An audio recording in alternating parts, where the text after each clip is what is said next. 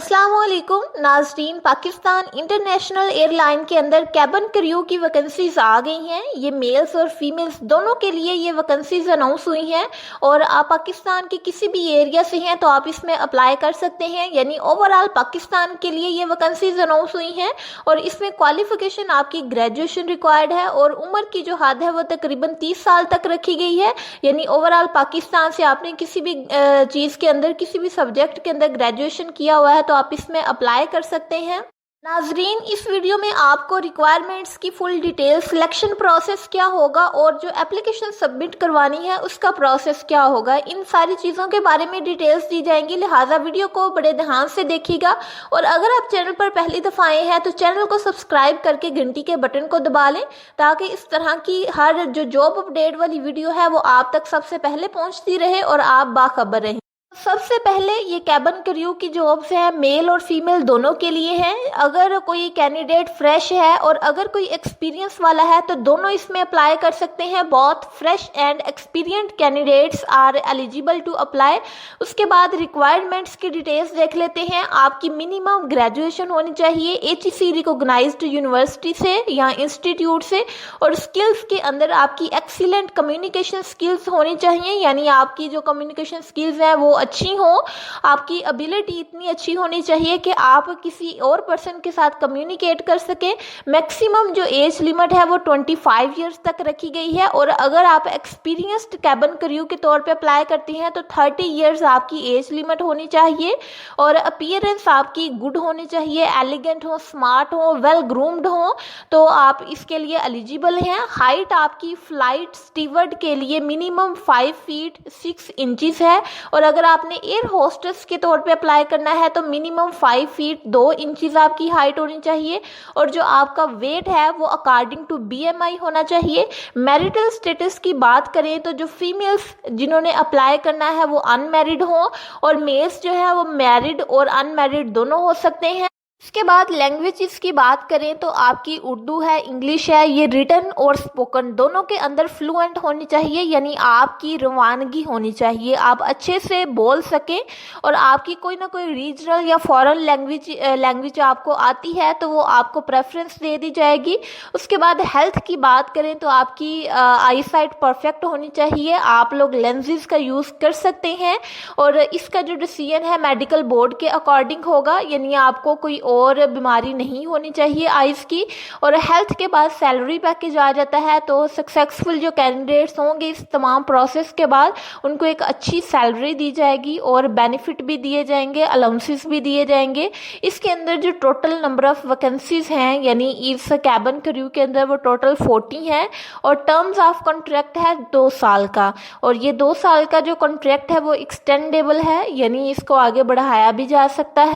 तो नाजरीन, ये थी आपकी जो रिक्वायरमेंट्स हैं, मुकम्मल रिक्वायरमेंट्स की डिटेल आपको बता दी है और इसके बाद आगे हमने देखना है कि सिलेक्शन प्रोसीजर क्या होगा। तो सबसे पहले जो एलिजिबल कैंडिडेट्स होंगे यानी जो रिक्वायरमेंट के ऊपर पूरा उतर रहे होंगे उनका एक कंप्यूटर बेस्ड टेस्ट होगा और वो जो टेस्ट है इंडिपेंडेंट टेस्टिंग एजेंसी लेगी और इस टेस्ट के जैसे ही आप टेस्ट देंगे तो उसी के फ़ौरन बाद आपके कंप्यूटर के ऊपर आपका जो रिज़ल्ट है वो शो हो जाएगा, आपके टेस्ट का रिज़ल्ट जो आपने दिया होगा। और अगर आपके 70% या 70 से ज़्यादा आपके मार्क्स आते हैं तो आप क्वालिफाई कर जाते हैं। इससे कम मार्क्स वाले स्टूडेंट्स जो है वो क्वालिफाई नहीं करते। तो जब आप क्वालिफाई कर जाते हैं तो आपको ग्रूमिंग असेसमेंट और इंटरव्यू के लिए बुलाया जाता है और जो फाइनल सिलेक्टेड हो जाते हैं कैंडिडेट्स यानी इंटरव्यू और ग्रूमिंग असेसमेंट के बाद उनकी फिर मेडिकल एग्जामिनेशन होती है और मेडिकल एग्जामिनेशन के बाद आपको जो है वो फाइनल बुला लिया जाता है यानी आपकी फाइनल सिलेक्शन हो जाती है। इसके बाद जो लास्ट चीज़ हमने देख रही है कि एप्लीकेशन को सबमिट करने का प्रोसेस क्या होगा, इसकी क्या गाइडलाइंस हैं, क्या आप अपनी एप्लीकेशन को खुद ऑनलाइन सबमिट करवा सकते हैं। तो सबसे पहला जो स्टेप है वो है कि आपने PIA की जो वेबसाइट है उससे आपने अपना एप्लीकेशन फॉर्म डाउनलोड करना है। या फिर आप नेशनल जॉब पोर्टल के ऊपर जाके यानी आप गूगल पे टाइप करेंगे njp.gov.pk। तो इस वेबसाइट को जैसे ही आप ओपन करेंगे नेशनल जॉब पोर्टल आपके पास ओपन हो जाएगा और उसके ऊपर जाके आपने अपनी ऑनलाइन एप्लीकेशन सबमिट करवानी है और विद इन 15 डेज। और वैसे मैं आपको बता दूं कि 13 अप्रैल इस जॉब के अंदर अप्लाई करने की लास्ट डेट है। जैसे ही आप पाकिस्तान इंटरनेशनल एयरपोर्ट की जो ऑफिशियल वेबसाइट है उसको ओपन करते हैं तो उसके ऊपर ये लिखा हुआ है कि 13 अप्रैल इस वैकेंसीज के लिए जो है वो लास्ट डेट है। जैसे ही आगे हम प्रोसेस को कंटिन्यू करते हैं, जैसे आप उसके ऊपर ऑनलाइन अप्लाई करेंगे तो उसके बाद आपको एप्लीकेशन प्रोसेसिंग फीस देनी होगी, ये 2000 होगी और ये किसी भी बैंक के अंदर आपने ट्रांसफ़र करवानी है, यानी बैंक अकाउंट ऊपर लिखा होगा। जैसे आप एप्लीकेशन फॉर्म जो है वो मुकम्मल कर लेंगे तो उसके आगे जो है वो बैंक अकाउंट लिखा होगा, तो आपने उसके ऊपर जाके अपनी एप्लीकेशन प्रोसेसिंग फ़ीस जमा करवानी है। जब आप अपनी एप्लीकेशन प्रोसेसिंग फ़ीस जमा करवा लेंगे तो आपका ऑनलाइन वाला एप्लीकेशन फॉर्म कंप्लीट हो जाएगा। फिर उसके बाद आपने क्या करना है, उसी एप्लीकेशन फॉर्म जो कि आपका कंप्लीट हो चुका होगा उसको आपने प्रिंट निकलवा लेना है और उसके प्रिंट के साथ आपने कुछ डॉक्यूमेंट्स अटैच करने हैं और उनको फिर अटैच करके एक पते पे भेजना है। एक आपको एड्रेस मैं बताती हूँ, अभी ये 3rd वाले पॉइंट के अंदर लिखा भी हुआ है, बोल्ड हुआ है, आप इसको अच्छे से पढ़ भी सकते हैं खुद। और डॉक्यूमेंट्स भी 3रे पॉइंट के अंदर लिखे हुए हैं। मैं एक दफ़ा आपको रीड करके बता देती हूँ कि जो डॉक्यूमेंट्स आपने एप्लीकेशन के साथ सबमिट करवाने हैं वो है आपकी मैट्रिक की क्वालिफिकेशन सर्टिफिकेट, एक्सपीरियंस, यानी जितनी भी आपकी क्वालिफिकेशन वाले डॉक्यूमेंट्स हैं वो होंगे। आपका डोमिसाइल होगा, आपका नेशनल आइडेंटिटी कार्ड होगा और 6 पासपोर्ट साइज फोटोग्राफ्स होंगी वाइट बैकग्राउंड के साथ। ये आपके डॉक्यूमेंट्स हैं, ये आपने लेने हैं और इनको आपने सेंड करना है, यानी आपने इनको भेजना है। कहाँ पे? डाक के ज़रिए भेजना है। तो manager recruitment and placement PIA near PIA training centre Karachi airport. तो इस पते के ऊपर आपने इनको भेजना है। पोस्टल कोड 75200 है और आगे कॉन्टैक्ट भी लिखा हुआ है। तो आपने इस डिटेल को यूज़ करना है, यानी इस इंफॉर्मेशन को यूज़ करना है और अपना जो एप्लीकेशन का प्रोसेस है उसको कंप्लीट करना है।